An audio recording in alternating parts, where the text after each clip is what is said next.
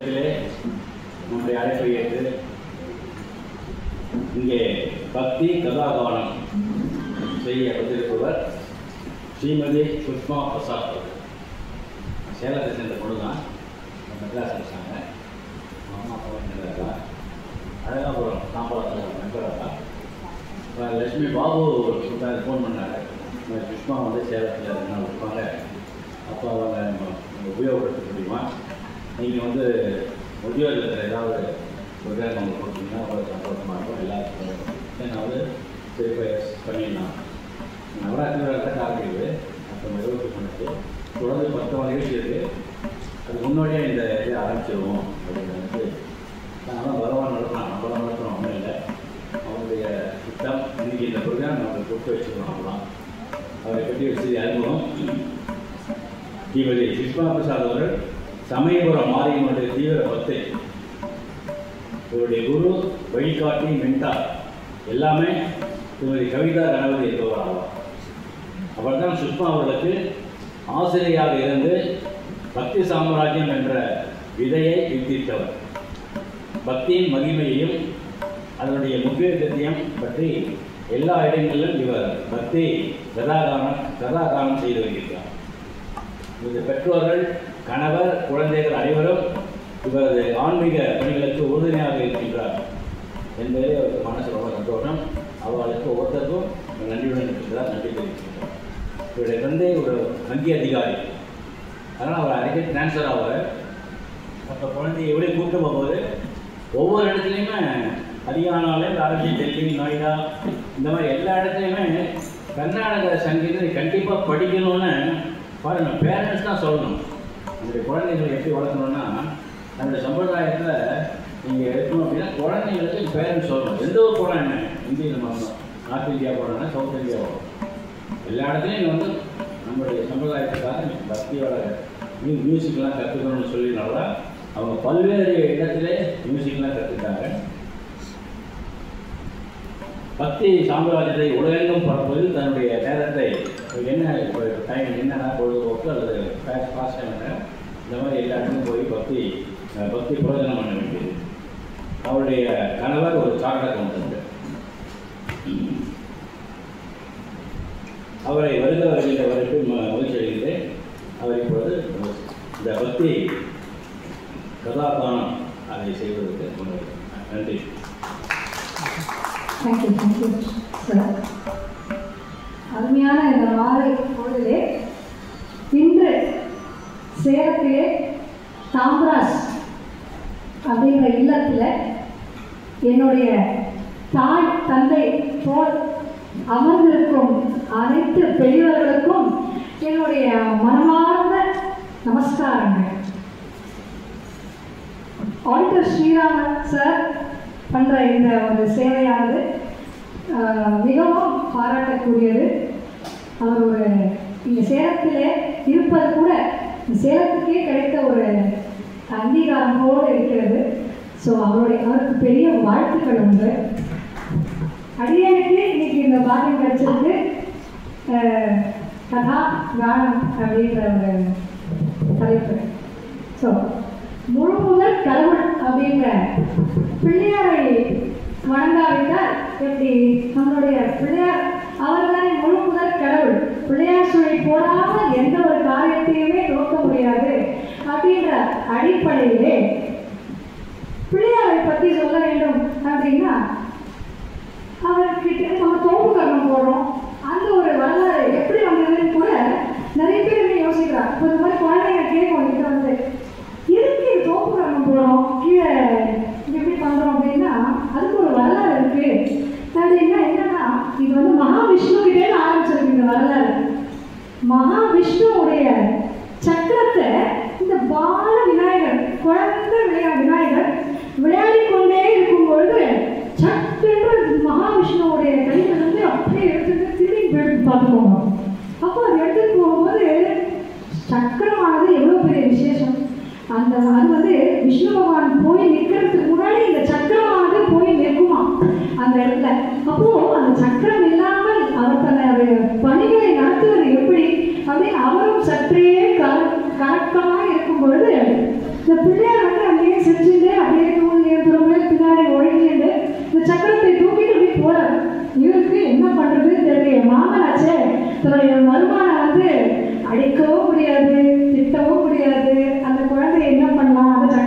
கைக்கு வரணுமே அப்படின்னு நினைக்கும் பொழுது ஒரு சிந்தனை ஏற்படுகிறது.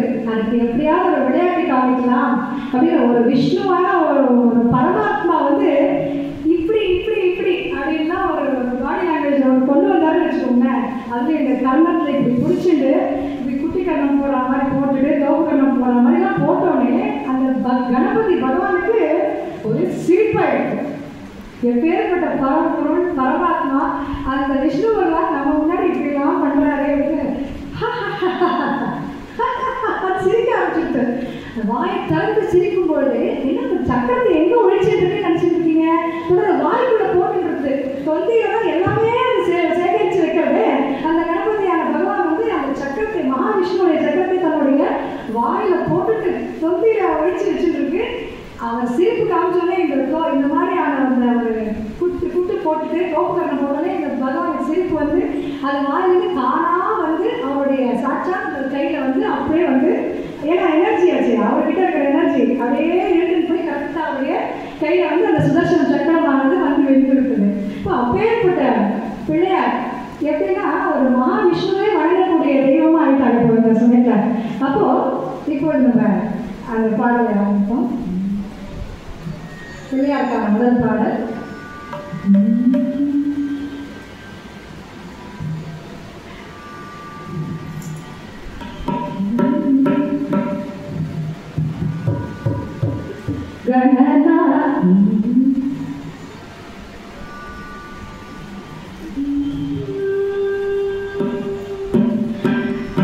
கணநாதனே எங்கள் கணநாதனே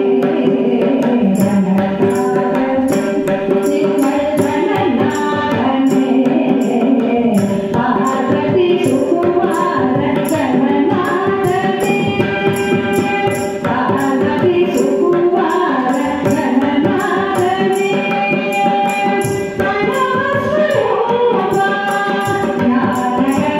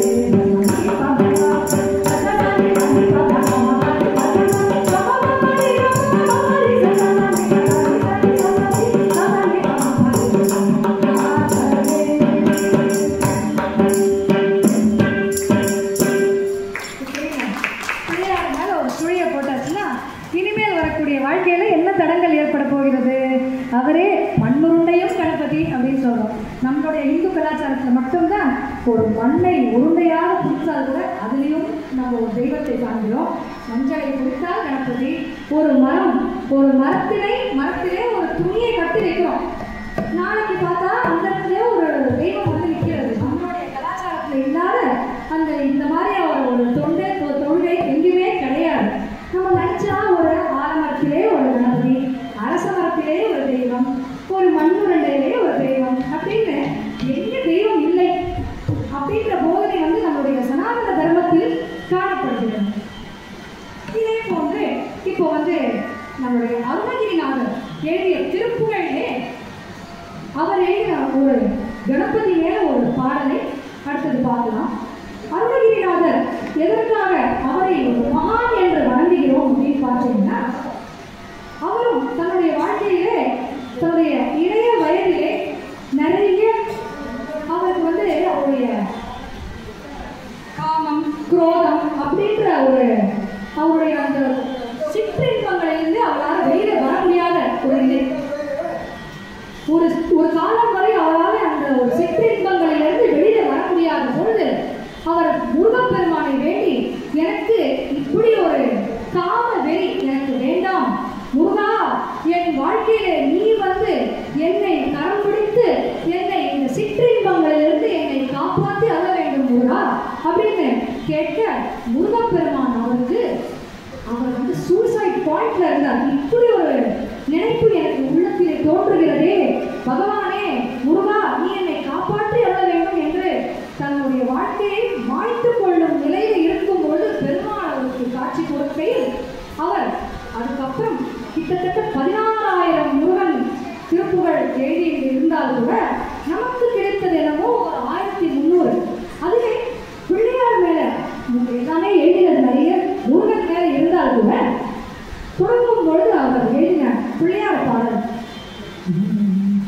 கட்டள நீரை கண்ணி அப்பமோடு அவள் தோழி கட்டள நீரை கண்ணி அப்பமோடு அவள் தோழி சிதகரி மோகன் அடிப்பேணி தட்டிடும் அடியவர் புத்தியில் ஊரைவாக தட்டிடும் அடியவர் புத்தியில் ஊரைவாக கற்பகம்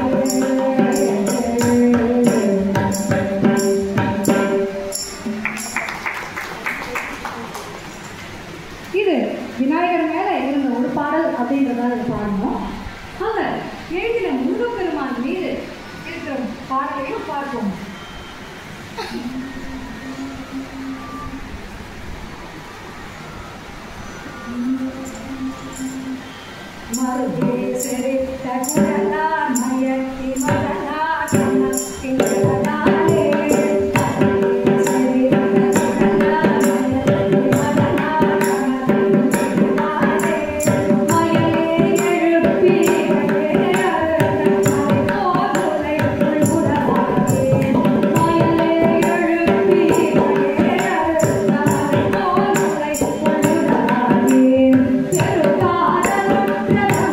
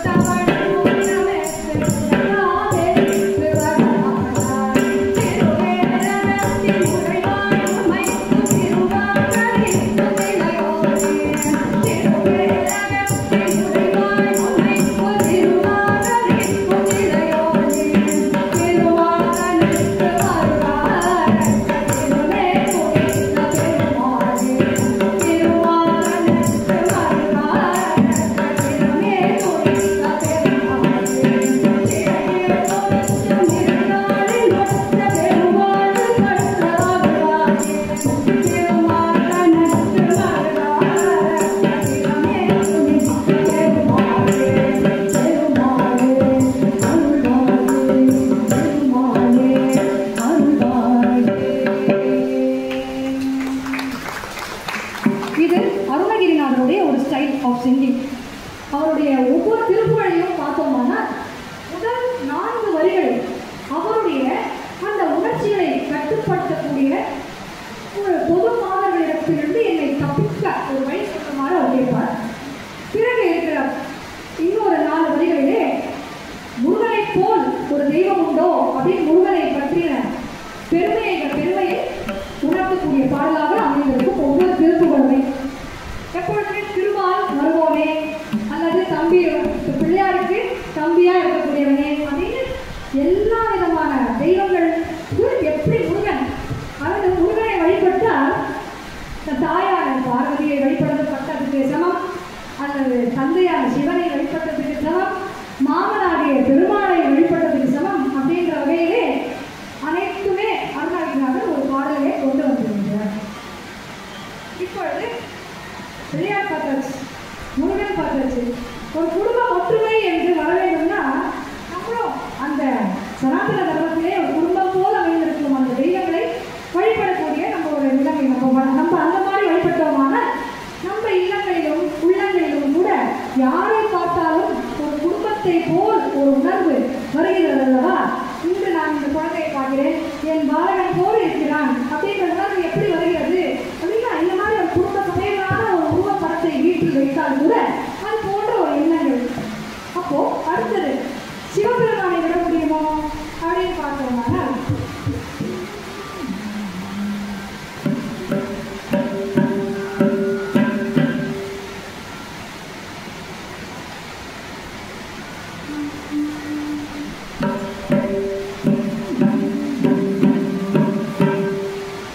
மதங்க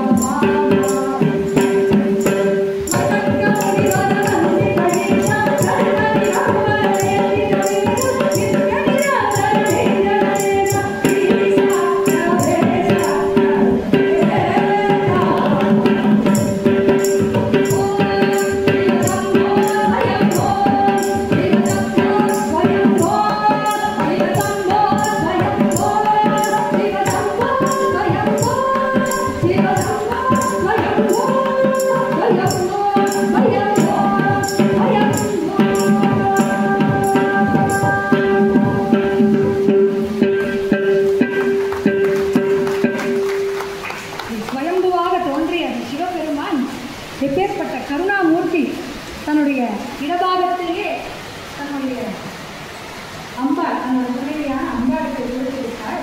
அப்படின்ற போது சகோதரியை பற்றி, அதாவது அம்பாள் அப்படின்றது யாரு? பத்மநாப சகோதரின்னு ஒரு பக்கம் சொல்லலாம், மகேஸ்வரி அப்படின்னு சிவனுடைய சக்தி ஸ்வரூபமாகவும் கூறுகிறோம்.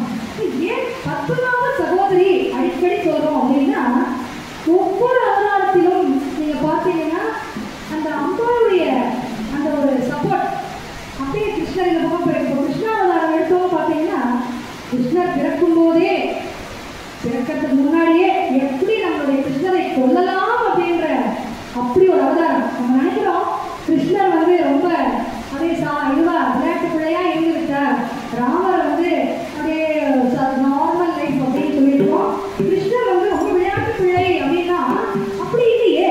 கிருஷ்ணர் வந்து பிறக்கிறதுக்கு முன்னையே அவரை எப்படியெல்லாம் கொல்லலாம்னு திட்டமிடக்கூடிய அளவுக்கு அவருடைய அவதாரம் ஏற்பட்டிருக்கிறது. அப்போ காராகிரகத்திலே அந்த இருள் சூழ்ந்த வேலையிலே அந்த குழந்தையை பிறந்த உடனே கம்சன் கிட்டே எப்படி காப்பாற்றுவது அப்படின்ற ஒரு தருணத்திலே இரவோடு இரவாக வசுதேவர் அந்த 8வது குழந்தையான கிருஷ்ணரை யசோதை வீட்டுக்கு அமைச்சு வைக்கிறார். யசோதை வீட்டில் இருந்த அந்த பெண் குழந்தை வேற யாரு? அந்த சாட்சாத் அந்த அம்பாளின் சொரூபம், யோக மாயா அப்படின்னு சொல்லக்கூடிய நாராயணத்தை பார்த்தீங்கன்னா யோக மாயா அப்படின்ற ஒரு அத்தியாயம் இருக்கிறது. அதுல என்ன நடக்கிறது அப்படின்னா, கம்சனானவன் மதம் பிடிச்ச யானை எப்படி ஒரு தாமரை கடாலத்திலிருந்து அந்த தாமரையை பிடித்து அப்படி வீசி எரியுமோ, அப்படி ஒரு கொடூரமான மனதை கொண்ட கம்சன் தன்னோட கையால், தன்னுடைய கரத்தினால் தேவகியோட கையில இருந்த அந்த குழந்தையை பிடுங்கி அப்படி வீசி எரியிற நடக்குமா? அங்க இருப்பது யாரு? சாட்சாத் அந்த கருணா கடாட்சியான அந்த அம்பாள் தானே.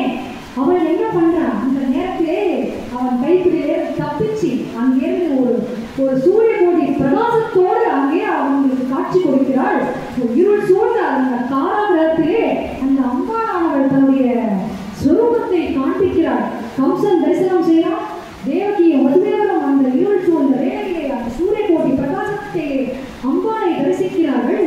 அப்போ அப்பேற்பட்ட கிருஷ்ணரையே ஈன்றெடுத்த அந்த தம்பதியருக்கே கதியானது யாரு அப்படின்னு பார்த்தீங்கன்னா சாட்சாத் நம்மளுடைய அம்பாள் தானே.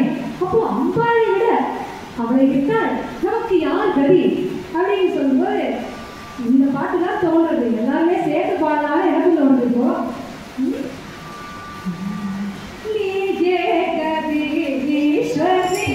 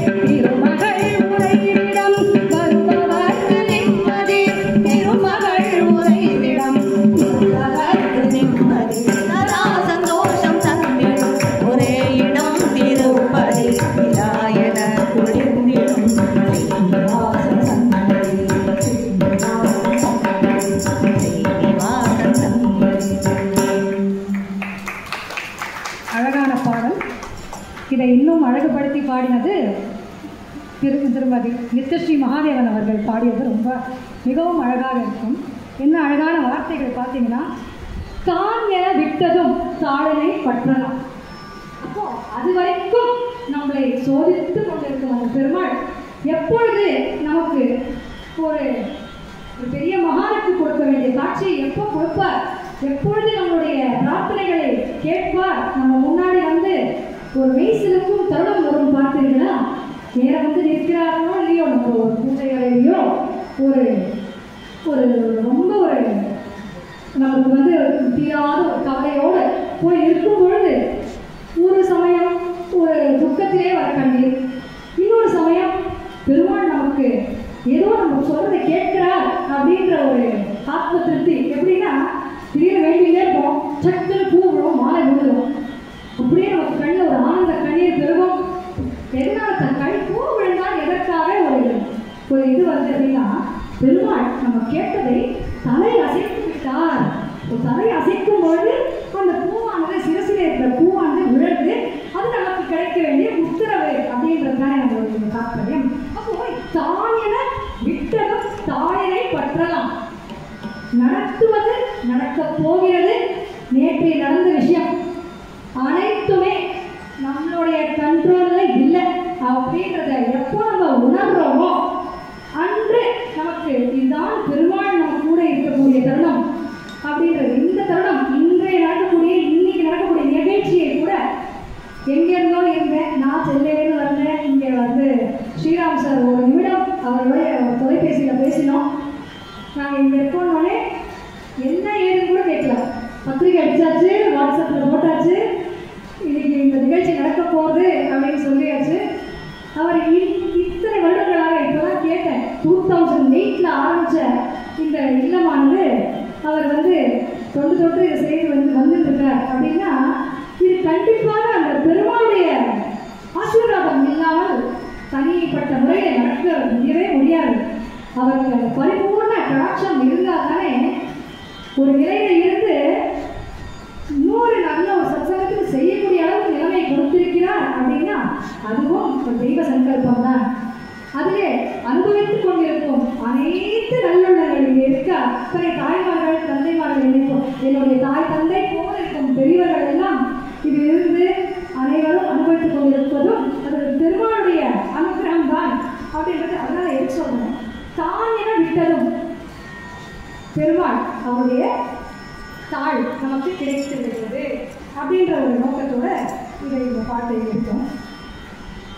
பெருமாளுடைய இன்னொரு பாடல், இதை வந்து நான் மட்டும் பாடலாம் இல்லை, ஏன்னா அருள்மழையும் குழைய ஆரம்பிச்சிருக்கு வெளியில.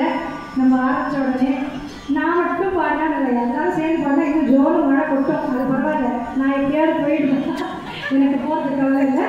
ஆனால் இன்னைக்கு வந்து இது வந்து சாதாரண மழையை போல எனக்கு தோன்றவில்லை. எனக்கு வந்து இது இல்லை, இத்தனை நல்ல உள்ளங்களும் சேர்ந்து ஒரு நோக்கோடு ஒரு பெருமாளை தியானிக்கும் பொழுது அந்த ஒரு சத்சங்கத்துக்கு கிடைக்கக்கூட அங்கீகாரம் என்றுதான் நம்ம நினைக்க வேண்டும். இந்த மழையானது எப்பவுமே மாறி என்று கூறுகிறோம், மழையை மாறி என்றும் கூறுகிறோம். சாட்சாத் அந்த அம்பாளை பொழியக்கூடிய அருள்மழையை பொழியக்கூடிய தருணம் இது. அப்படி இருக்கும்போது இருக்கும் இன்னொரு பெருமாள் பாட்டு நீங்களும் சேர்ந்து பாடலாம். வனமாகி வாசுதேவா ஜனமோகன ராதா ரமணா, வனமாலி வாசுதேவா ஜகன்மோகன ராதா ரமணா, சசிவதனா சரசிஜ நயனா ஜகன்மோகன ராதா ரமணா, சசிவதனா சரசிஜ நயனா ஜகன்மோகன ராதா ரமணா, வனமாலி வாசுதேவா ஜகன்மோகன ராதா ரமணா, வனமாலி வாசுதேவா ஜகன்மோகன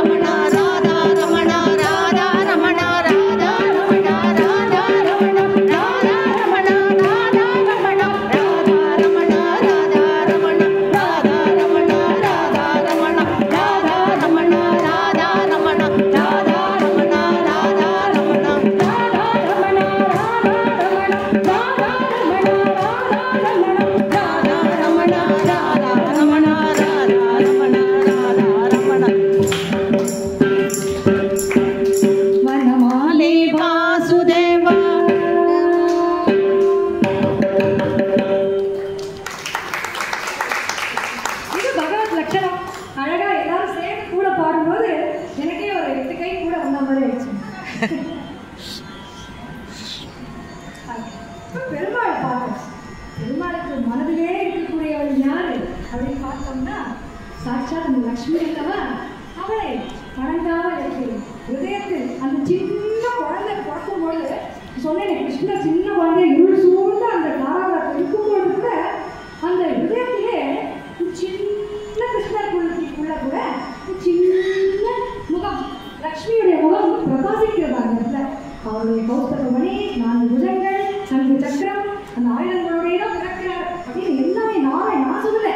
நாராயணத்துல பட்டத்திரி கூறியதை தான் நான் இன்னைக்கு சொல்றேன். அந்த அவர் கண் கூட பார்த்தது தானே பட்டத்திரியார். அவர் எவ்வளோ பெரிய மகான் அப்படின்னா, ஒரு தன் கண் முன்னாடி என்னெல்லாம் நிகழ்ந்ததோ அதை பார்த்து அப்படியே குருவாயூரப்பன் சமயத்தில் இருந்து தன் கண் முன்னாடி என்னெல்லாம் காட்சி இருக்குதோ, நான் மட்டும் இதை காணக்கூடாது, எனக்கு பின்வருமாறு அனைவரும் இதை பார்த்து ரசித்து இதை கேட்டு அந்த பாராயணத்தில் ஈடுபட வேண்டும் என்று நமக்காக எழுதியது தானே அதெல்லாம். அப்போ அந்த எழுதுற சின்ன கிருஷ்ணர் இருதயத்தில் கூட சாட்சா அந்த லக்ஷ்மி தேவி அப்படியே வாசம் செய்கிறா அப்படின்னு சொல்லிட்டு லக்ஷ்மியை பற்றி பாட வேண்டாம்.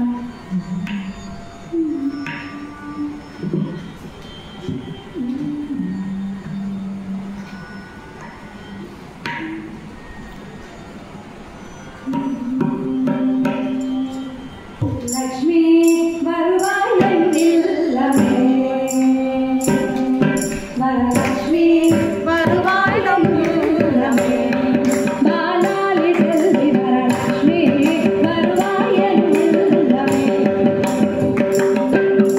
லக்ஷ்மி வானான் வாழ்ந்திருந்தீடு சூரியனாயிரம் சுழமியோடு, லக்ஷ்மி வானான் வாழ்ந்திருந்தீடு சூரியனாயிரம் சுழமியோடு,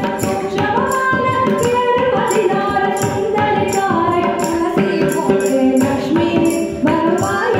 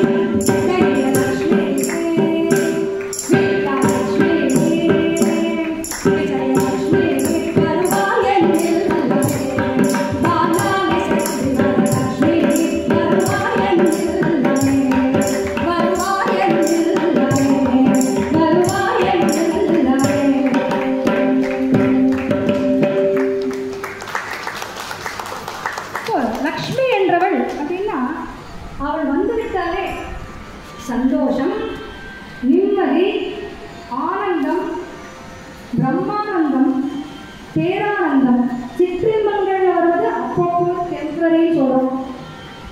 ஆனால் லக்ஷ்மி இருக்கும் இடத்திலே நம்ம தீனனாக இருந்தாலும் சரி, இல்லை ஏதோ ஒரு பிடிமானமே இல்லாத ஒரு வாழ்க்கையில் இருந்தாலும் சரி, லக்ஷ்மி என்பவள் நம்ம இல்லத்திலே நம்ம உள்ளத்திலே இருந்துவிட்டாள் என்றால் பொருளால் கிடைக்க முடியாத அந்த சொத்து என்னவென்று கேட்கலாம்.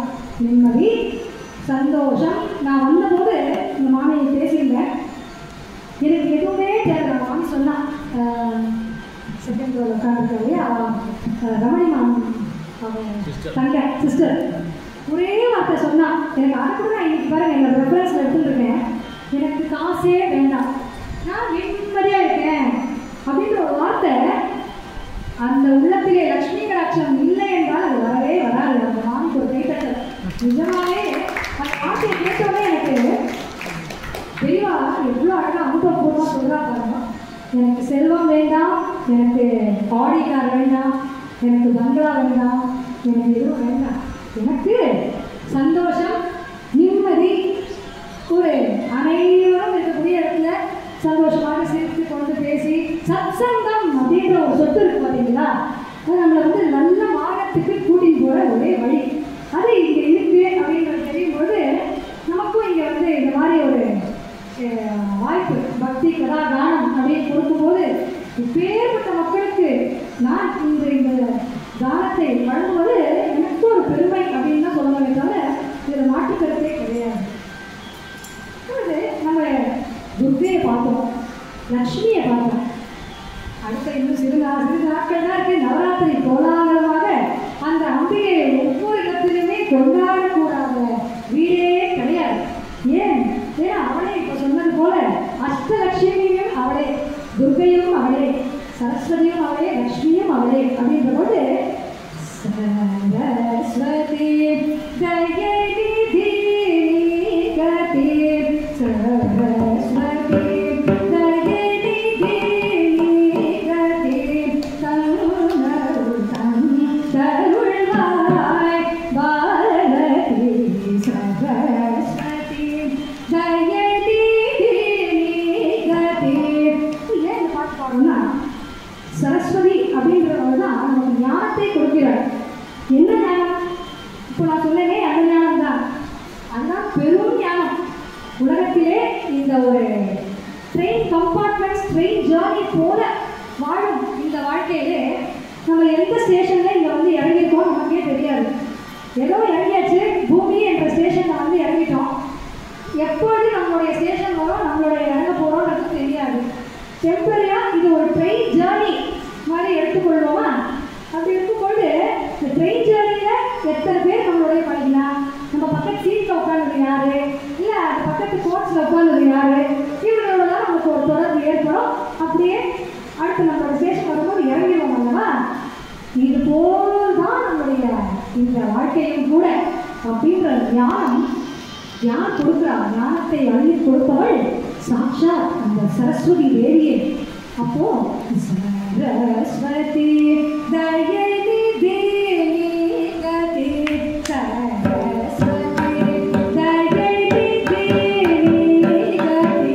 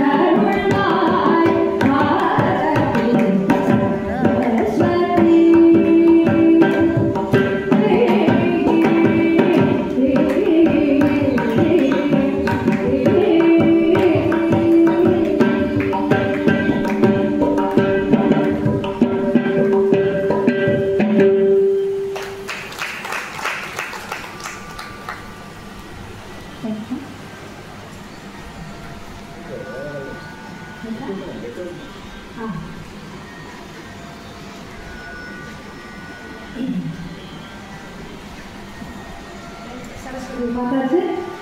நவராத்திரி வரக்கூடிய விசேஷம் அப்படிங்கிறதுனால சார் ஸ்ரீராம் சார் சொன்ன மாதிரி இன்றே நம்ம நவராத்திரியை தொடங்கிவிட்டால் போல ஒரு நிகழ்ச்சியை ஆரம்பிச்சாச்சு. அதனால் அந்த அம்பாளை பற்றி இன்னும் சில விஷயங்களை ஆராய்வோம். ஜகத்துக்கே ஜனனி.